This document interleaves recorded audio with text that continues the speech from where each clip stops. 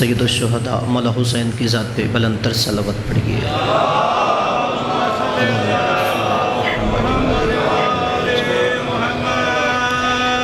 حسبنا اللہ ونعم الوکیل، نعم المولا ونعم النصیر، لا حول ولا قوة الا باللہ العلی العظیم۔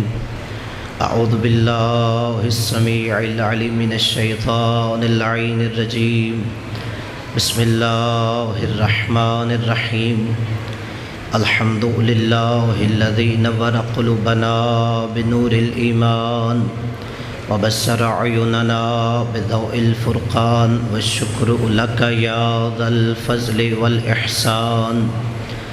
الصلاة والسلام علی الذی جعلتہ نبیا فی اول ایجاد الکون والمکان، ثم غوزته ألف ألف عام في بحور العلم والبرهان، ثم الصلاة والسلام على ناصر شريعته وقاضي دينه ومنفذ أحكامه والمروج للإيمان والمدمر لأهل الكفر والفسوق والعصيان، ثم الصلاة والسلام على زوجته التي نزل في تزويجها القرآن، حيث قال سبحانه وتعالى مرج البحرين يلتقيان، ثم الصلاة والسلام على اللؤلؤ والمرجان، بالخصوص على إمامين وهمامين والسعيدين والشريفين واسمهما الحسنان، ثم الصلاة والسلام على باقي الأئمة الذين هم أمناء الرحمن، بالخصوص على سيدنا مولانا صاحب العصر والزمان،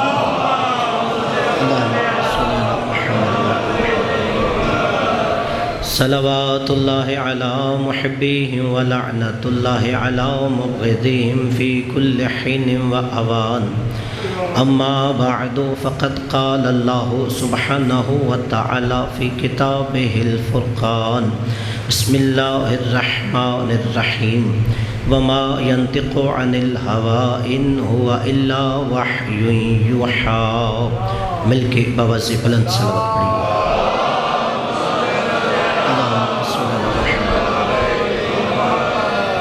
نعرہ تکبیر۔ مل کے پنجتن کے خالق کا نام ہر بلندی سے بلند ہے، بلند آواز سے نعرہ تکبیر، نعرہ رسالت۔ یہ نعرہ مسلمان کی پہچان نعرہ ہوتا ہے، سب مل کے اپنے اسلام کا اعلان کیجئے۔ نعرہ رسالت، نعرہ حیدری۔ رسول کی حدیث سے حضرت علی کی محبت مومن کی نشانی ہوتی ہے، سب مل کے اپنے ایمان کا اعلان کیجئے۔ نعرہ حیدری، حسینیت، یزیدیت، خاندان تطہیر پہ بلند تر صلوات پڑھیے۔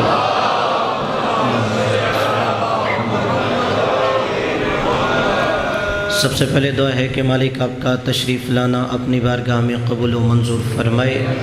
جو بھی بندہ صفِ ادا پہ آتا ہے، دل میں کوئی نہ کوئی حسرت حاجت دعا لے کے آتا ہے، یہ ذکر دعا کی قبولیت کا بہت بڑا وسیلہ ہے۔ مالک کے ذکر کے صدقے میں آپ جو دعائیں حاجات لے کے آئیں اپنی بارگاہ میں مستجاب فرمائے۔ اس ادا خانے میں اور جہاں پہ بھی صفِ ادائے مظلوم کربلا بچھائی گئی، مالک ہر عزادار کے جان مال ناموس کی حفاظت فرمائے۔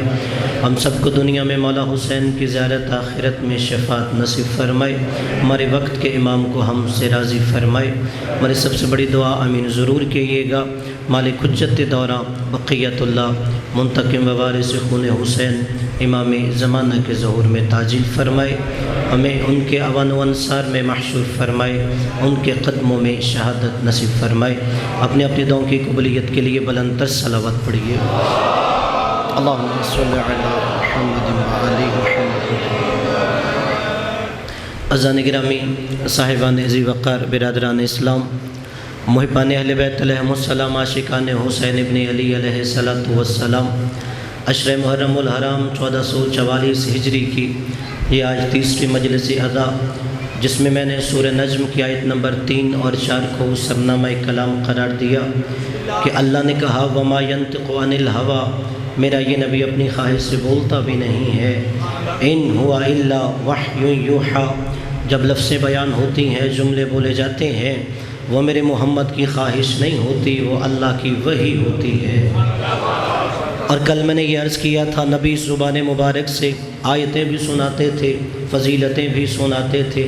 آیتیں اس لیے سناتے تھے، آیتیں سنانا فرض تھا، تو کیا فضیلتیں اس لیے سناتے تھے کہ اہل بیت سے رشتہ داری ہے؟ نہیں، جیسے نبی پہ آیتیں سنانا فرض تھا ویسے فضیلتیں سنانا فرض تھا۔ وحی کی روشنی میں نظام ہدایت کے تحت آج گفتگو یہاں سے بڑھا رہا ہوں کہ نبی آیتیں بھی سناتے تھے، فضیلتیں بھی سناتے تھے۔ ہم نے جن زبانوں سے آیتیں سنی اسی زبان سے اہل بیت کی فضیلتیں سنی، اور نبی نے ایسا نہیں ہے کہ صرف عبادتوں کا بیان کیا ہو، صرف حقوق کا بیان کیا ہو، صرف شریعت کا بیان کیا ہو، صرف مسائل بیان کیے ہوں۔ نبی ساتھ ساتھ اہل بیت کے فضائل بھی بیان کرتے تھے، ساتھ ساتھ دنیا کو جو ہادی و پیشوا ہے ان کے کمالات بھی بتاتے تھے۔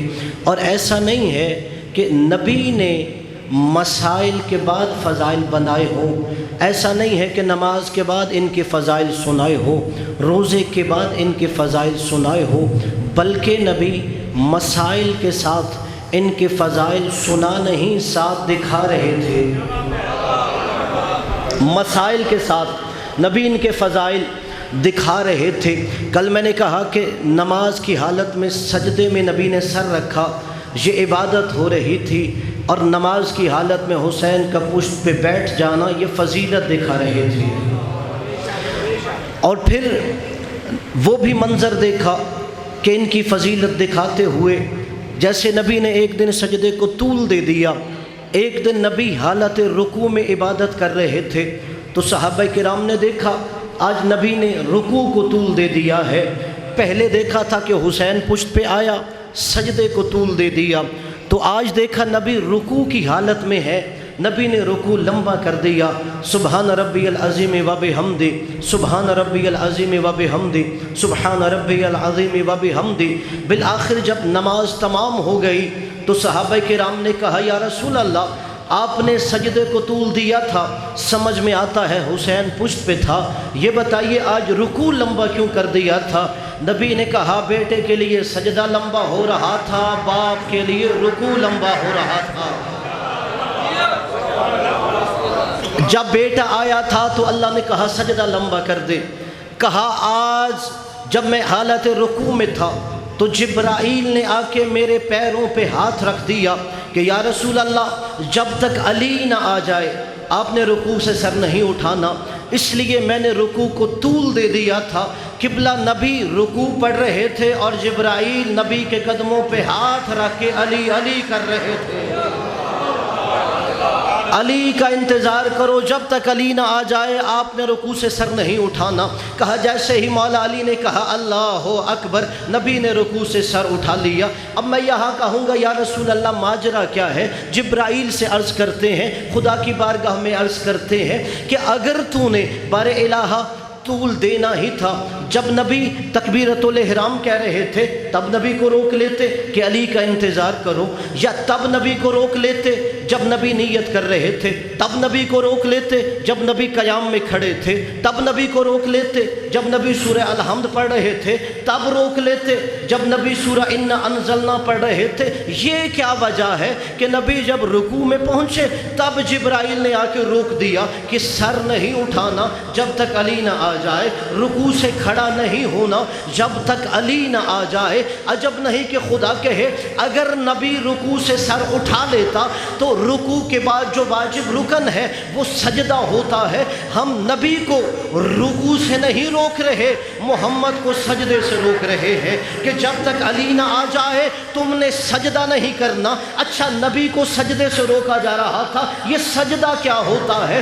سجدہ نماز کی معراج ہے۔ آپ سنتے ہو کہ نماز مومن کی معراج ہے، اور نماز کی معراج سجدہ ہوتی ہے۔ نماز مومن کی معراج ہے، نماز کی معراج سجدہ ہوتا ہے۔ اللہ نے کہا ہم نے نبی کو روکا تھا جب تک علی نہ آ جائے نماز کی معراج نہیں ہو سکتی، جب تک علی نہ آ جائے تو نماز کی معراج میں نہیں جا سکتا۔ اور دنیا کو سمجھا رہے ہیں جیسے بغیر علی کے دنیا کی معراج نہیں ہوتی تو بغیر علی کے آسمان کی معراج کیسے ہو سکتی ہے؟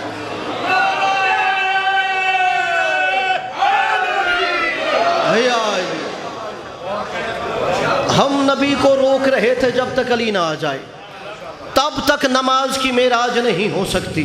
ہم نبی کو سجدے سے روک رہے تھے کہ جب بغیر علی کے دنیا میں معراج نہیں ہوتی تو بغیر علی کے آسمان کی معراج کیسے ہو سکتی ہے؟ تو ان کے فضائل اس لیے نہیں ہیں کہ اہل بیت کو بڑھا دیا جائے، نبی اس لیے نہیں فضیلتیں بتا رہے تھے کہ شاید فضیلت بتانے سے مولا علی بلند ہو جائیں گے، خاتون جنت بلند ہو جائے گی، حسن و حسین بلند ہو جائے گے۔ اور یہ بھی ذہن میں رکھیے کہ ہم جیسا پست انہیں بلند نہیں کر سکتا۔ ہم کہیں کہ ہم ان کی فضیلت بیان کریں گے تو یہ بلند ہو جائیں گے۔ جائیے اپنے مرضی کے عالم سے پوچھئے، جسے آپ اردو میں بلند کہتے ہیں اسے عربی میں علی کہتے ہیں۔ جسے آپ اردو میں بلند کہتے ہیں اسے عربی میں علی کہتے ہیں، یعنی نام ہی علی رکھ کے خدا بتا رہا تھا علی بلندیوں کا محتاج نہیں ہے، بلندیاں علی کی محتاج ہیں۔ کہ علی بلندیوں کا علی بلندیوں کا محتاج نہیں ہے بلکہ بلندیاں علی کی محتاج ہیں۔ بلندی علی تک آئے گی تو بلند ہو جائے گی، پستی بھی علی تک آئے گی تو بلند ہو جائے گی۔ اور علی کا مطلب صرف بلند ہونا نہیں ہے، علی کا مطلب ہم نام خدا ہونا ہے۔ جائیے اللہ کے 99 صفاتی نام پڑھیے، اللہ کے ناموں میں سے ایک نام علی ہے۔ اور سب نے آپ نے سنا ہوگا کہ جب جناب امیر المؤمنین دنیا میں تشریف لائے اور پہلے دن جب جناب ابو طالب نے تحریر لکھ کے آسمان کی طرف بھیجی کہ اس بچے کا نام کیا رکھا جائے، اللہ نے کہا اشتققت اسمہ من اسمی، کہا میں نے تیرے بیٹے کا نام ابو طالب اپنے نام سے رکھا ہے، میں بھی علی ہوں یہ بھی علی ہے۔ اور ایک مرحلہ سے آ جائیے اور آسان کر دیتا ہوں، جو اللہ کا نام بھی علی ہے، کتاب کا حوالہ دے دیتا ہوں۔ شیخ صدوق نے اپنی کتاب الاعتقاد میں یہ لکھا ہے، جب اللہ نے اپنے صفاتی ناموں کا انتخاب کرنا چاہا تو جو اللہ نے اپنا سب سے پہلا نام منتخب کیا وہ نام علی تھا۔ اللہ نے جو سب سے پہلے نام کا انتخاب کیا کہا وہ نام علی تھا، اور پھر اللہ نے اپنا نام علی کو دیا۔ آپ سارے انبیاء کے نام پڑھ لو، کسی نبی کو اللہ نے اپنا نام نہیں دیا، کسی رسول کو اپنا نام نہیں دیا، کسی ولی کو نام نہیں دیا۔ آپ نبیوں کے نام پڑھو، آدم سے لے کے شیش تک، شیش سے انوش تک، انوش سے کینان تک، کینان سے مہلائیل تک، مہلائیل سے یارس تک، یارس سے لمک تک، لمک سے نوح تک، نوح سے ابراہیم تک، ابراہیم سے اسماعیل تک، اسماعیل سے اسحاق تک، اسحاق سے یعقوب تک، یعقوب سے یوسف تک، یوسف سے یہودا تک، یہودا سے ایوب تک، ایوب سے ہومل تک، ہومل سے ابراہیم تک، ابراہیم سے اسماعیل تک، اسماعیل سے اسحاق تک، اسحاق سے موسیٰ تک، موسیٰ سے ہارون تک، ہارون سے یوشع تک، یوشع سے عیسیٰ تک۔ سارے نبیوں کے نام پڑھو۔ اللہ نے نبوتیں دی، رسالتیں دی، منصب دیے، عہدے نہیں دیے، اللہ نے نام نہیں دیا۔ اللہ عہدے دے رہا تھا مگر کسی کو اپنا نام نہیں دے رہا تھا۔ بار الہ کیا وجہ ہے؟ تو نے نام دیا تو ابو طالب کو بیٹے کو دیا، کس میں کیا کمال ہے؟ تو نے صرف علی کو نام دیا۔ چلو اور جملہ آسان کر دیتا ہوں، اچھا اگر علی سے اتنا ہی پیار تھا تو نے صرف اپنا نام دے دیا، حضرت علی کو تو نبی بنا دیتا، مولا علی کو رسول بنا دیتا۔ یہ جملہ آپ نے لوہے دل پہ نقش کرنا ہے، اگر اتنا ہی پیار تھا مولا علی سے انہیں نبی بنا دیتا یا انہیں رسول بنا دیتا۔ علی مولا کو نبی بنتے ہوئے دیر بھی نہیں لگتی، صرف چادر اوڑھنے کی دیر ہے۔ جو نہیں پہنچ سکا میں جملہ آسان کر دیتا ہوں کہ میرے مولا کو نبی بننے میں دیر بھی نہیں لگتی، صرف چادر اوڑھنے کی دیر ہے۔ قبلہ شب ہجرت بستر نبی کا تھا، سونے والا علی تھا، مکہ کے کافروں کو بھی پتہ نہ چلا بستر کے نیچے نبی سو رہا ہے یا علی سو رہا ہے۔ کافروں کو علی مولا کہ میرے مولا علی کو نبی بنتے ہوئے دیر بھی نہیں لگتی، اگر چادر اوڑھ لے تو مکہ کے کافروں کو بھی پتہ نہیں چلتا یہاں نبی سو رہا ہے یا علی سو رہا ہے۔ تو بار الہ مولا علی کو نبی بنا دیتا یا رسول بنا دیتا۔ عجب نہیں خدا کہے اس علی کے لیے نبی بننا کمال نہیں ہے۔ ذہن بیدار کیجئے، آپ نے جملہ لوہے دل پہ نقش کرنا ہے کہ اس علی کے لیے نبی بننا کمال نہیں ہے جس علی کی ولایت کی وجہ سے نبوتیں بانٹتا رہا ہوں۔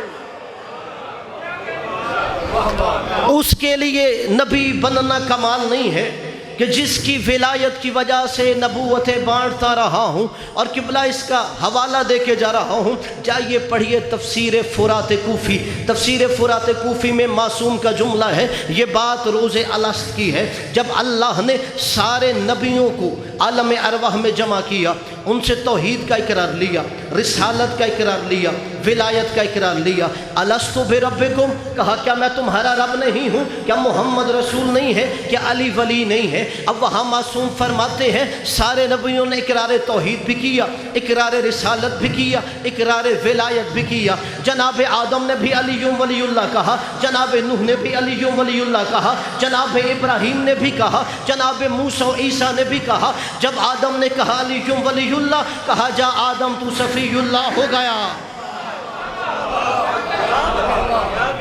یہ علی بلند نہیں بلندیاں عطا کرتا ہے۔ جناب آدم نے کہا صفی اللہ، میرا جملہ نہیں یہ معصوم کہہ رہے ہیں، جناب آدم نے کہا علی ولی اللہ، کہا آدم تو صفی اللہ ہو گیا۔ نوح نے کہا علی ولی اللہ، کہا نوح نجی اللہ ہو گیا۔ جناب ابراہیم نے کہا علی ولی اللہ، کہا ابراہیم خلیل اللہ ہو گیا۔ اسماعیل نے کہا علی ولی اللہ، کہا جا تو ذبیح اللہ ہو گیا۔ جناب موسیٰ نے کہا علی ولی اللہ، کہا جا موسیٰ کلیم اللہ ہو گیا۔ جناب عیسیٰ نے کہا علی ولی اللہ، جا عیسیٰ روح اللہ ہو گیا ہے۔ بار الہ وجہ کیا ہے؟ تو اقرار توحید و رسالت و ولایت کے بعد نبیوں کو نبوتیں دے رہا ہے۔ اللہ کہے گا میں یہی تو سمجھا رہا ہوں، جب بغیر اقرار ولایت علی نبیوں کو نبوتیں نہیں ملتی تو بغیر اقرار ولایت علی نبی کی امتی کو جنت کیسے مل سکتی ہے؟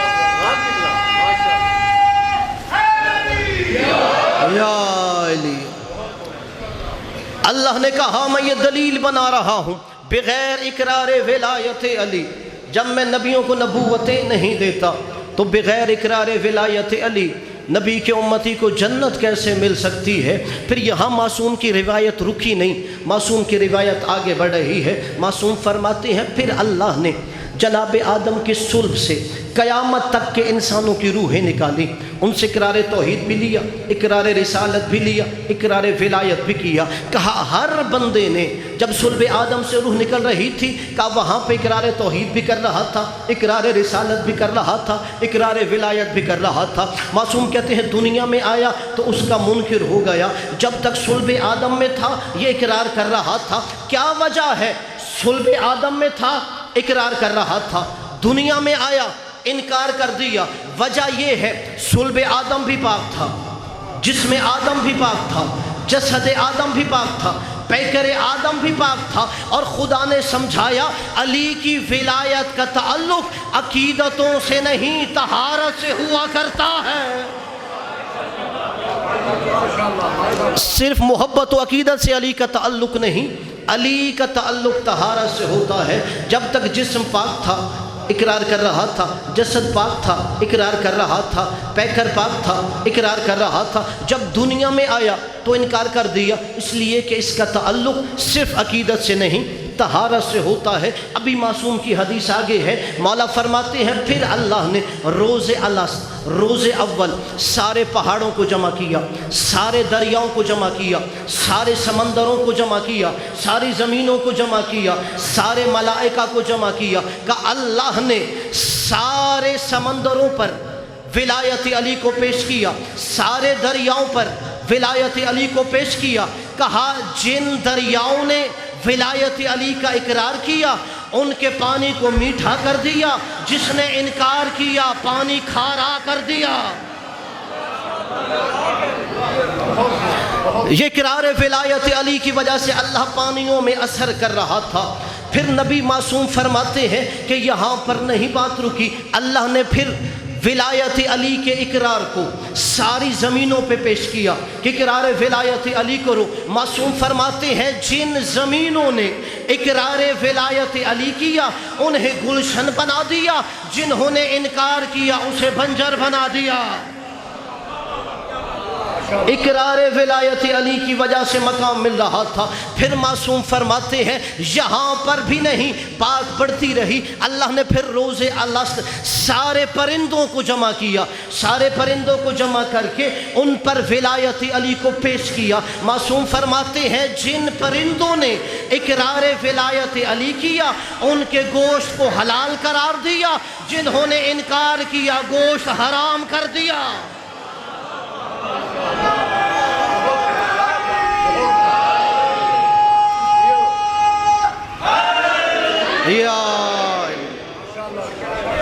جن پرندوں اللہم صلی علی محمد وعلی محمد وجل فرجہم، معصوم نے کہا جن پرندوں نے اقرار ولایت علی کیا ان کا گوشت حلال کر دیا، جنہوں نے انکار کیا ان کے گوشت کو حرام کر دیا۔ اور پھر فرماتے ہیں معصوم سنو، اللہ نے جس دن ساری زمینوں کو جمع کیا، سارے انسانوں کی روحوں کو جمع کیا، ساری زمینوں کو، سارے دریاؤں کو، سارے پرندوں کو جمع کیا، اس دن کو روز جمعہ کر دیا۔ جس دن اقرار ولایت علی کے لیے ساری زمینیں جمع ہوئی، سارے پرندے جمع ہوئے، اللہ نے اسے روز جمعہ قرار دیا۔ تو برادران اسلام ماننا پڑے گا جمعے کو جمعہ اقرار ولایت علی کی وجہ سے کہتے ہیں، تبلیغی جماعت کی وجہ سے نہیں کہتے۔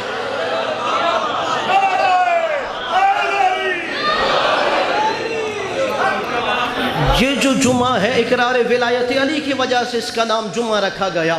اور پھر معصوم فرماتے ہیں سنو، ولایت علی کے اقرار میں جو جتنی جلدی کر رہا تھا اسے اتنا بلند مقام دیا جا رہا تھا۔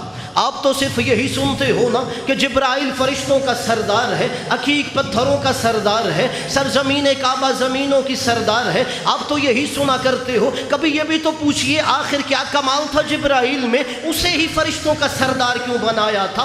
کیا عقیق پتھر میں اثر تھا، اسی کو پتھروں کا سردار کیوں بنایا؟ کیا وجہ تھا مکہ کی سرزمین میں اللہ نے اپنا گھر وہیں پہ کیوں اتارا ہے؟ جملہ میرا نہیں ہے، میرے معصوم امام کا ہے۔ معصوم فرماتے ہے کہ جن فرشتوں میں سے سب سے پہلے فرشتے نے ولایت علی کا اقرار کیا، اس فرشتے کو جبرائیل سید الملائکہ بنا دیا۔ کس وجہ سے وہ فرشتوں کا سردار بن رہا تھا؟ کہ اس نے روز الست، روز اول، پہلے دن سب سے پہلے ولایت علی کا اقرار کیا تھا، اس لیے اللہ نے اسے یہ تمغہ دیا کہ جبرائیل تو سید الملائکہ ہو گیا۔ کہا جن زمینوں نے سب سے پہلے ولایت علی کا اقرار کیا اس زمین کو زمین کعبہ بنا دیا۔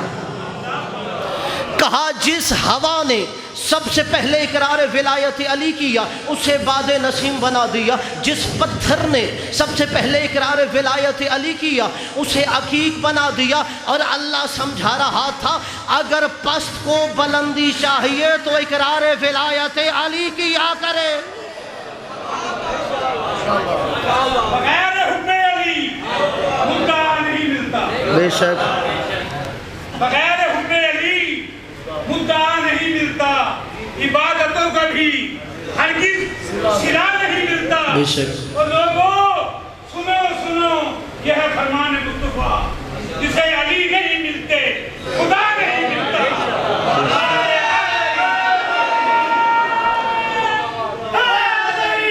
या जो जितनी जल्दी इकरार विलायत अली कर रहा था, अल्लाह उसे इतना बुलंद मकाम अता कर रहा था। किसी को फरिश्तों का सरदार बना दिया, किसी को ज़मीनों का सरदार बना दिया, किसी को पत्थरों का सरदार बना दिया, किसी को हवाओं का सरदार बना दिया, इस वजह से कि ये इकरार विलायत अली में सबकत कर रहा था। और किबला यही तो वजह है कि बारे इलाहा क्या कमाल था अली में कि तूने अली को हम नाम खुदा बना दिया, कि तूने अपना नाम हज़रत अली अलैहिस्सलाम को अता किया। अजब नहीं खुदा कहे, शायद खुदा की मसलत खुदा बेहतर जानता हो, अजब नहीं खुदा ने इसलिए अपना नाम अता किया हो, जैसे मैं इबादतों में ला शरीक हूँ वैसे अली फजीलतों में ला शरीक हो। कोई फजीलतों में अली की शिराकत न कर सकता हो। अजब नहीं कि खुदा ने कहा हो इसीलिए अपना नाम दे रहा हूँ कि दुनिया को अली समझा रहा हूँ, जैसे मैं वहदहू ला शरीक हूँ अपना नाम दे के बता रहा हूँ ये अब्दहू ला शरीक है, ये मेरा अब्दहू ला शरीक है। अल्लाह ने नाम अपना दिया और फिर अल्लाह ने मकान भी अपना दिया। ये देखिए अल्लाह का निज़ाम हिदायत कैसा होता है, जो वही की सूरत में हादी बनता है वो कैसा होता है। अल्लाह ने हादी को नाम भी अपना दिया, फिर मकान भी अपना दिया। नाम का मतलब भी बुलंद है और मकान का मतलब भी बुलंद है। अली भी बुलंदी को कहते हैं, और जहाँ पे मक्का में सरजमीन काबा है उस काबा को भी बुलंद कहते हैं। नाम भी बुलंद है, मकान भी बुलंद है। और कितना बुलंद है, जाइए पढ़िए कसस अंबिया। जब तूफ़ान नूह आया, जब पानी आया, तूफ़ान नूह में दरिया डूब गए, यहाँ तक के पहाड़ डूब गए, आबादियाँ डूब गई, सहरा डूब गए, गुलशन डूब गए। कश्ती में बैठे हुए लोगों ने देखा एक ऐसी जगह है, वो जगह बुलंद होती जा रही है। जितना जितना पानी बुलंद होता है वो जगह बुलंद होती जा रही है, पानी उसकी बुलंदी तक नहीं पहुंच पा रहा। जितना पानी बुलंद होता है उतना वो ज़मीन और बुलंद हो जाती है। कश्ती में बैठे हुए लोगों ने जनाब नूह से कहा ये कौन सा मकान है? जनाब नूह ने कहा ये ज़मीन काबा है, ये जहाँ जिसकी बुलंदी तक पानी नहीं पहुँच पा रहा ये ज़मीन काबा है। अच्छा, पानी पाक होता है, पानी ताहिर होता है, पानी पाक है, पानी ताहिर है। जुमला अपने लोहे दिल पे नक्श करना है। पाक पानी काबा की बुलंदी तक नहीं पहुंच पा रहा, पानी पाक होता है, पानी ताहिर होता है। जब पाक पानी काबा की बुलंदी तक नहीं पहुंच सकता तो कोई गैर पाक मौलूद काबा तक कैसे आ सकता है?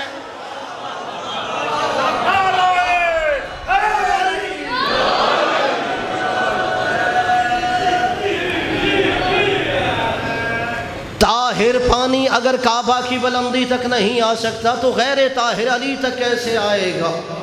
इसलिए कि पहले पाकीज़गियाँ चाहिए। और अल्लाह ने कहा मैं नाम भी अपना देता हूँ और फिर मैं मकान भी अपना देता हूँ। और यहाँ तक कि देखिए अगर मकान की बात आ ही गई है तो देखिए जब अल्लाह ने मकान अपना दिया, हालांकि इससे पहले जनाब मरियम सलामुल्लाह अलैहा का वाक़या है कि जनाब मरियम सलामुल्लाह अलैहा कौन है? ईसा की माँ है, लेकिन जनाब मरियम का अपना मकाम है। कौन मरियम? जो अल्लाह के घर में रहती हो। कौन मरियम? जिससे फरिश्ते कलाम करते हो। कौन मरियम? जिसके लिए जन्नत से खाना आता हो। कौन मरियम? जिसकी ज़करिया जैसा नबी कफ़ालत करता हो। कौन मरियम? जो अल्लाह के घर में रहती हो। लेकिन एक दिन अल्लाह ने कहा मरियम मेरा घर छोड़ दे। जो अल्लाह के घर में रह रही थी, कहा मरियम मेरा घर छोड़ दे, किसी और मकान को तलाश कर। मैं कहूँगा बारे इलाहा जहाँ जनाब मरियम पर इतने एहसान किए हैं वहाँ जनाब मरियम को ये भी मकान दे दे कि ईसा अलैहिस्सलाम तेरे घर में आ जाए। अजब नहीं कि खुदा कहे अगर अली ने काबे में न आना होता,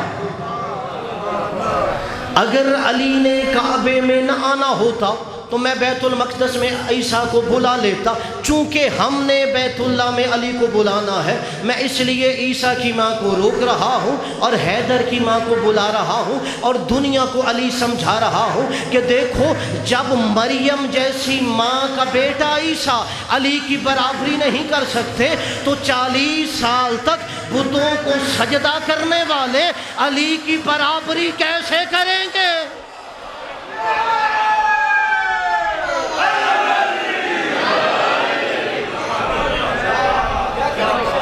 مولا آپ کو سلام کریں۔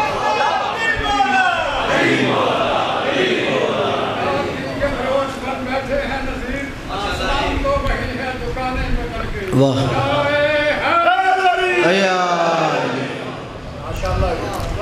اللہ نے کہا میں یہاں پر بھی مقام علی تمہیں سمجھا رہا ہوں کہ دیکھیے جب مریم جیسی ماں کا بیٹا علی کی برابری نہیں کر سکتا تو کوئی اور کیسے علی کی برابری کر سکتا ہے؟ اور قبلہ یہی تو وجہ ہے کہ شاید کوئی یہ کہے، جتنے میرے برادران اسلام ہیں یہ جملہ آپ نے سماعت کرتے ہوئے اپنے ذہن میں محفوظ کرنا ہے، شاید کوئی کہے یہ جو اقرار ولایت علی تھا یہ صرف خاص عقیدہ شیعوں کا تھا، نہیں، یہ اقرار ولایت علی ایک آفاقی نظریہ تھا، اور اس پہ پوری ایک کتاب ڈاکٹر طاہر القادری صاحب نے لکھی، کتاب کا نام ہے السیف الجلی علی منکر ولایت علی۔ انہوں نے اپنی کتاب میں 51 حوالے دیے ہیں۔ جب انہوں نے یہ کتاب لکھی تھی اس وقت ان کی عمر 51 سال تھی۔ انہوں نے کہا چونکہ میری عمر 51 سال ہو گئی اس لیے میں اپنی عمر میں برکت کے لیے علی کی ولایت پہ کتاب لکھ رہا ہوں، اور 51 حوالے دیے کہ یہ جو بات کی جاتی ہے نا علی ولی اللہ، وہ کہتے ہیں یہ بات ٹھیک ہے، جو بات کی جاتی ہے علی ولی اللہ یہ بات ٹھیک ہے۔ اور قبلہ اگر آپ لطف لیں، انہوں نے کتاب اردو میں لکھی تھی لیکن کتاب کا نام عربی میں رکھا تھا۔ مجھے نہیں پتہ انہوں نے کتاب کا نام عربی میں کیوں لکھا، کہ جب کتاب اردو میں ہے کتاب کا نام بھی اگر اردو میں لکھ دیتے، لیکن جو انہوں نے عربی میں کتاب کا نام لکھا ہے میں صرف اس کا ترجمہ کر دیتا ہوں۔ انہوں نے عربی میں کتاب کا نام لکھا السیف الجلی علی منکر ولایت علی، السیف الجلی علی منکر ولایت علی۔ صرف کتاب کے نام کا ترجمہ یہ بنتا ہے منکر ولایت علی کے دل پر چلنے والی تلوار۔ جو انہوں نے کتاب کا نام لکھا منکر ولایت علی کے دل پہ چلنے والی تلوار، کہ جب بھی منکر ولایت علی میری یہ کتاب پڑھے گا اس کے دل پہ تلواریں چلیں گی۔ اس میں وہ یہ بات لکھتے ہیں، یہ جو بات کی جاتی ہے نا علی ولی اللہ، وہ کہتے ہیں یہ بات ٹھیک ہے۔ کہتے ہیں پھر میرے مہربان کہیں گے اگر یہ بات ٹھیک ہے تو پھر جنہیں ہم مانتے ہیں ان کا کیا بنے گا؟ وہ کہتے ہیں وہ بھی ٹھیک ہے۔ جو ان کا جملہ ہے منوان آپ کو کہا یہ بھی ٹھیک ہے وہ بھی ٹھیک ہے۔ وہ کہتے ہیں لیکن فرق یہ ہے علی ولایت و امامت میں بلا فصل ہے نبی کا، ولایت و امامت علی کے پاس ہے، اور کہا دوسری جو ہستی ہیں وہ حکومت میں بلا فصل ہے۔ علی ولایت و امامت میں بلا فصل ہے اور علی حکومت میں بلا فصل ہے۔ جو اگلا انہوں نے جملہ لکھا، کہتے ہیں مسلمانوں ولایتوں کو حکومتوں سے نہ تولا کرو، علی ولایت و امامت میں بلا فصل ہے اور باقی حکومت میں بلا فصل ہے۔ کہا مسلمانوں حکومتوں کو ولایتوں سے نہ تولا کرو، حکومتیں فرش پہ ہوتی ہیں ولایتیں عرش پہ ہوتی ہیں۔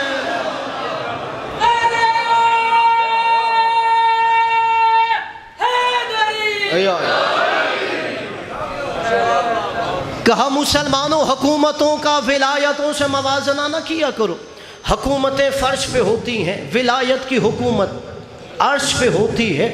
پھر وہ کہتے ہیں کہ میں محقق ہوں، دلیل کیا ہے؟ علی ولایت و امامت میں بلا فصل ہے۔ میں ایک اور حوالہ دے دیتا ہوں، ڈاکٹر طاہر القادری صاحب کی ایک اور کتاب ہے القول المعتبر فی الامام المنتظر، اس کے مقدمے میں بھی یہ بات ہے۔ وہ کتاب انہوں نے امام مہدی پہ لکھی تھی، اس کے مقدمے میں بھی ہے السیف الجلی علی منکر ولایت علی، اس میں بھی ہے۔ وہ کہتے ہیں علی ولایت و امامت میں بلا فصل ہے اور وہ حکومت میں بلا فصل ہے۔ کیا مطلب حکومت میں بلا فصل؟ مثلا جب پاکستان کی تاریخ لکھی جائے گی تو وہاں یہ لکھا جائے گا کہ 2022 جولائی میں پاکستان کے وزیر اعظم शहबाज शरीफ साहिब थे। अगर मेरे कोई तहरीक इंसाफ के दोस्त कहें मैं तो उन्हें वज़ीर आज़म नहीं मानता, आप मानो या ना मानो तारीख़ में वही वज़ीर आज़म है। अब वो कहते हैं जब भी तारीख़ लिखी जाएगी, तारीख़ में ये बात लिखी जाएगी, कोई माने या ना माने, वो कहते हैं कि वो जिन्हें हम कहते हैं ना हुकूमत में बिला फसल है, का उनकी हुकूमत तारीख़ से साबित है।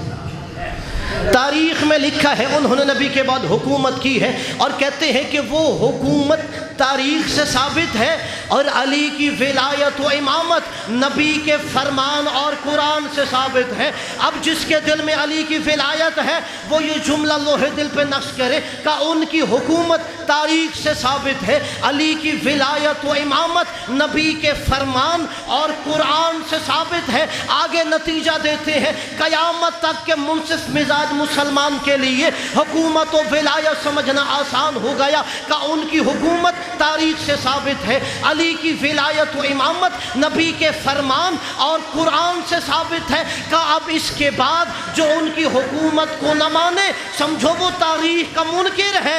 जो अली की विलायत व इमामत को न माने वो नबी के फरमान और कुरान का मुनकिर है। मौला इन हाथों को सलामत रखे, मौला आपको सलामती दे, मौला आपको आबाद रखे।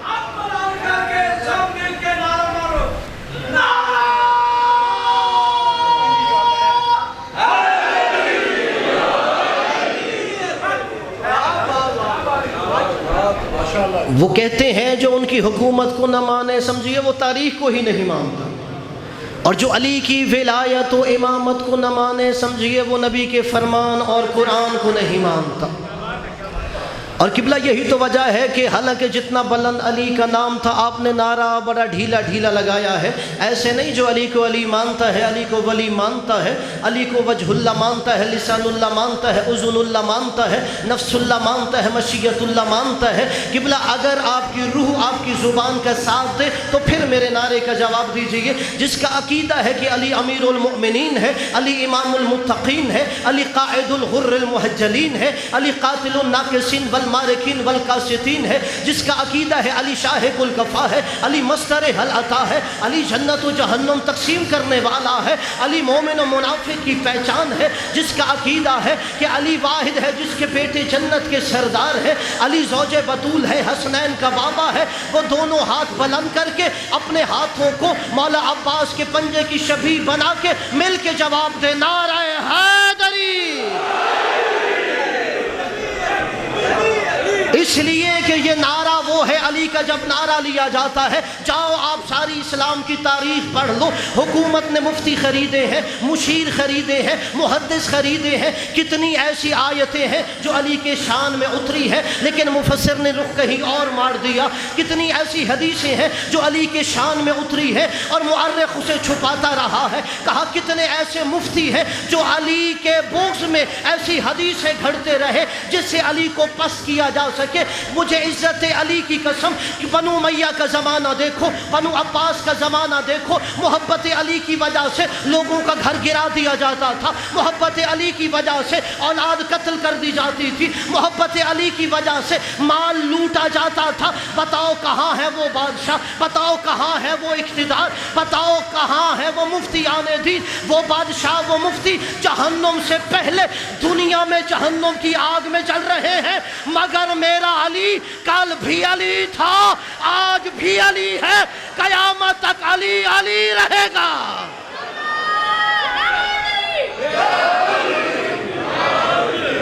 मेरा अली हमेशा बुलंद है।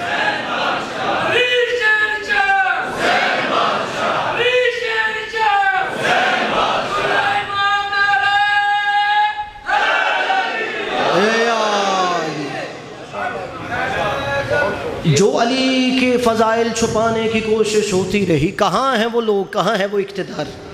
मेरा अली आज भी बुलंद है, क़यामत तक बुलंद रहेगा। और यही वजह है कि 80 की दिहाई में कुछ तशय्युअ दुश्मन ताकतें जमा हुई कि क्या वजह है ये जो कौम है ये न तो किसी के आगे झुकती है न बिकती है। क्या वजह है कि इस कौम के अंदर क्या रखा हुआ है। یہ کسی سے مرعوب نہیں ہوتے، یہ کسی کے آگے جھکتے نہیں۔ کہتے ہیں 15 دن کے بعد جو نتیجہ ان کے تھنک ٹینکس نے دیا، انہوں نے کہا یہ صدقہ ہے مجلس حسین کا۔ کہ کیا وجہ ہے؟ بڑے سے بڑا بھی ان کے سامنے آ جائے تو یہ جھکتے نہیں ہیں۔ انہوں نے کہا صدقہ ہے مجلس حسین کا، کہ ان کے ہاں ایک کلاس ہوتی ہے، ایک لیکچر ہوتا ہے جسے یہ مجلس حسین کہتے ہیں، کہ اس لیکچر اور کلاس میں انہیں 2 باتیں سنائی جاتی ہیں، ایک علی کی فضیلتیں سنائی جاتی ہیں، ایک حسین کی مصیبت سنائی جاتی ہے۔ کہ بچپن سے یہ اپنے بچے کو اتنی علی کی فضیلتیں سنا دیتا ہے، کوئی بڑے سے بڑا بھی آ جائے وہ علی کے آگے بونا نظر آتا ہے۔ یہ بچپن سے اپنے بچوں کو اتنے علی کے فضائل سنا دیتے ہیں۔ اگر انہیں بتاؤ دیکھو فلاں کتنا بڑا شخصیت ہے، کتنی بڑی ہستی ہے، کہ وہ ایک دفعہ اپنے علی کو دیکھتا ہے، پھر اس ہستی کو دیکھتا ہے، اب جو پھر اپنے مولا کو دیکھ کے اسے دیکھتا ہے تو علی کے آگے وہ بڑا چھوٹا نظر آتا ہے۔ کہ اس لیے یہ کسی آگے کے جھکتے نہیں ہیں۔ اور حالانکہ علماء ماہرین نفسیات بھی کہتے ہیں بچے کو بچپن میں جیسی باتیں سنائی جائیں بچے کی طبیعت ویسے ہو جاتی ہے۔ آپ بچے کو بچپن میں سخاوت کے قصے سنائیں وہ سخی ہو جائے گا، شجاعت کے قصے سنائیں وہ بہادر ہو جائے گا، اسے علماء کی قصے سناؤ علم سے محبت ہو جائے گی۔ جیسے قصہ سناؤ گے بچے کی شخصیت ویسے بن جاتی ہے۔ کہ انہیں بچپن سے اپنے بچوں کو یہ اتنی علی کی فضائل اور کمالات بتاتے ہیں کہ انہیں بڑے سے بڑا علی کے آگے چھوٹا نظر آتا ہے۔ اور کہ اس لیے اس قوم پہ جتنی بھی مصیبتیں آ جائیں، جتنی بھی پریشانیاں آ جائیں، یہ کبھی نہیں ڈرتی، اس لیے کہ انہیں حسین کی مصیبت سنائی جاتی ہے۔ یعنی علی کے فضائل انہیں جھکنے نہیں دیتے، اور علی کا مصائب اسے بلندی سے پستی کی طرف آنے نہیں دیتا۔ یہ نہ کسی کے آگے جھکتے ہیں، اس لیے کہ ان کے پاس علی اور حسین کا مکتب ہے۔ اس لیے کہ جب یہ بچپن سے ہی علی کو سنتے ہیں تو انہیں علی کے آگے کوئی بلند نظر نہیں آتا۔ اس لیے فخر کیا کرو، ناز کیا کرو کہ آپ کے دل میں علی کی محبت ہے۔ تو ان کے فضائل انہیں بڑھانے کے لیے نہیں ہیں، ہمارے کردار سجانے کے لیے۔ آپ ان کے فضائل دیکھو گے آپ پست کو بلندی مل جائے گی۔ اور یہی تو وجہ ہے، دیکھیے کون جانتا تھا سلمان کون ہے، کون جانتا تھا ابو ذر کون ہے، کون جانتا تھا عمار کون ہے، کون جانتا تھا میثم تمار کون ہے۔ اور قبلہ یہاں بیٹھ کر علی کا ذکر کرنا بڑا آسان ہوتا ہے، یہ جو اکثر مجلس حسین میں ذکر مولا علی پہ خاموش رہتے ہیں، کبھی کبھی میرے دل میں خیال آتا ہے کہیں ان سے میثم تمار ناراض نہ ہو جائے۔ یہ جو بڑے چپ کر روزہ رکھ کے علی کے ذکر میں بیٹھے ہوتے ہیں کہ کہیں ان سے علی کا صحابی میثم تمار ناراض نہ ہو جائے، کہ میثم تمار کہے میں زبان کٹوا کے بھی علی کا ذکر کر رہا تھا، تو زمان ہوتے ہوئے بھی علی کے ذکر میں چپ بیٹھا تھا۔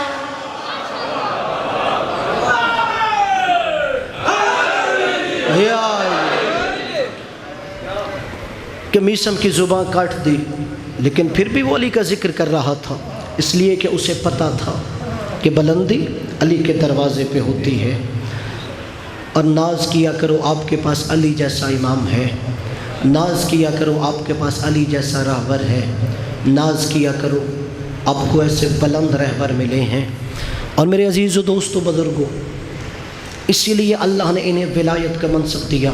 پہلے علی سے لے کے 12ویں علی تک ہر ایک کے پاس منصب ولایت ہے، اس لیے اللہ نے دی کہ یہ شریعت کے محافظ ہیں، یہ دین کے رکھوالے ہیں، یہ اس کی شریعت کو سر بلند کرنے والے ہیں۔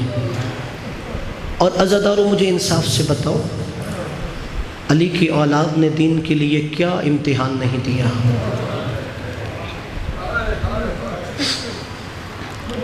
میں علی کے بیٹوں کی بات نہیں کرتا، میں علی کی بیٹیوں کی بات کرتا ہوں۔ آپ کہو کہ صرف حسین نے اپنا سب کچھ قربان کر دیا، عزاداروں حسین کی بہنوں نے بھی اپنی نسل دین پہ قربان کر دی۔ پڑھیے مولا علی کی بیٹی جناب رقیہ سلام اللہ علیہا کی قربانیاں۔ آج چونکہ مجھے حکم دیا گیا ان کے 2 شہزادوں کی شہادت کا، آپ تو صرف اتنا سنتے ہو نا کہ جناب رقیہ کے 2 بیٹے محمد و ابراہیم قربان ہو رہے تھے۔ مجھے عزت علی کی قسم، جناب رقیہ کے 6 بیٹے دین پہ قربان ہو رہے تھے۔ عزادارو، بیٹے تو ہر ایک دین پہ قربان کرتا ہے، وہ علی کی یہ بیٹی ہے جس کی 2 بیٹیاں بھی دین پہ قربان ہو رہی تھیں۔ عزادارو، جب مدینے سے چلی تھی بھری آغوش تھی، جب شام سے واپس گئی خالی چولی لے کے جا رہی تھی، سر کی ردا بھی دین پہ قربان کر دی۔ عزادارو، بیٹی کی قربانی کیسے دی؟ کہتے جب شام غریبہ آئی اور سادات کے خیموں سے اٹھنے والی آگ کا دھواں بیٹھ گیا، علی کی علی بیٹی نے کہا اماں فضہ دیکھو سادات کے 84 بچے پورے ہیں۔ جناب فضہ سلام اللہ علیہ آئی، کہا آقا زادی ایک بچی نہیں مل رہی، اور روایت کے جملے ہیں کہ جناب فضہ نے اپنے چہرے کو پیٹنا شروع کر دیا۔ جناب زینب نے کہا اماں فضہ چہرے کو کیوں پیٹ رہی ہے؟ کہا آقا زادی جو کھو گیا ہے وہ سادات کا بیٹا نہیں، سادات کی بیٹی ہے۔ اجرکم علی الزہرا، کہتے ہیں علی کی علی بیٹی زینب سلام اللہ علیہا نے خیمے کی جلی ہوئی چوب اٹھائی، آواز دی لیلا ادھر آؤ، ام کلثوم آؤ، رباب آؤ، رقیہ آؤ، ہم رقیہ کی بیٹی عاتقہ کو تلاش کرتے ہیں۔ کہ وہ جو ایک کھو گئی ہے وہ مسلم کی بیٹی جناب عاتقہ ہیں۔ عزادارو، اگر میں یہاں پہ کہوں آقا زادی علی اکبر علیہ السلام کا لاشا آیا، آپ میدان کربلا میں نہیں گئیں، جناب قاسم علیہ السلام کے ٹکڑے تھے، میری آقا زادی میدان میں نہیں گئی، آقا زادی جناب علی اصغر کے گلے میں تیر نکلا، آپ میدان کربلا میں نہیں گئی، آپ کے 2 بیٹے شہید ہو گئے، میری آقا زادی میدان میں نہیں گئی، آخر کیا وجہ ہے؟ اب زینب خود میدان کربلا میں بڑھ رہی ہے۔ عجب نہیں زینب سلام اللہ علیہ کہیں کہ پہلے شہادتوں والے ہمارے بیٹے تھے، اب علی کی بیٹی گم ہو گئی ہے۔ اجرکم علی الزہرا، کہتے ہیں علی کی بیٹی کبھی ریت کے ایک ٹیلے کے پیچھے، کبھی دوسرے ٹیلے کے پیچھے، کبھی تیسرے ٹیلے کے پیچھے، کہا جناب مسلم کی بیٹی نہیں مل رہی۔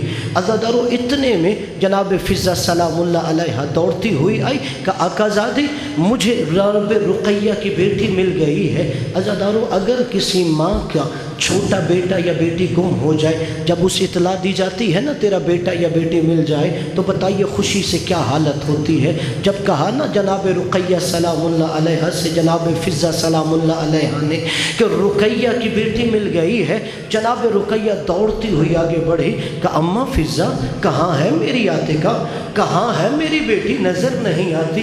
جناب فضہ نے کہا کچھ یہاں ہے، کچھ وہاں ہے، کچھ وہاں ہے، اللہ جانے کس سے جملہ سمجھ آیا ہے، کہ کچھ یہاں ہے، کچھ وہاں ہے، کچھ وہاں ہے۔ جناب رقیہ کہتی ہے اماں فضہ کیا کہہ رہی ہو، میری عاتقہ کچھ یہاں ہے، کچھ وہاں ہے، کچھ وہاں ہے۔ کہا میری آقا زادی جب خیموں میں آگ لگ گئی، جب بچے تسبیح کے دانے کی جانب بکھر گئے، کہا یزیدی فوجیوں کے گھوڑوں کے ٹاپوں تلے تیری بیٹی پامال ہو گئی۔ اجرکم علی الزہرا، مولا کی آہوں پہ رحم کرے۔ کہا گھوڑوں کی ٹاپوں تلے آپ کی عاتقہ پامال ہو گئی۔ عزادارو، صرف یہی نہیں، دوسری بیٹی کوفہ کے صدر دروازے پہ قربان ہو گئی، اور 2 بیٹے جب مدینے سے چلے مسلم ابن عقیل ان کے حوالے کیے کہ مسلم میری یہ امانت ساتھ لے جاؤ۔ عزادارو، جب 11 محرم کو علی کی بیٹی رقیہ سلام اللہ علیہ کے ہاتھ پس گردن باندھ دیے گئے، میری آقا زادی جب کوفہ میں پہنچی، کوفہ کے دربار کے قریب، کوفہ کے مرکزی دروازے پہ اپنے سرتاج کا سر دیکھا کہ مسلم ابن عقیل کا سر لٹکا ہوا ہے۔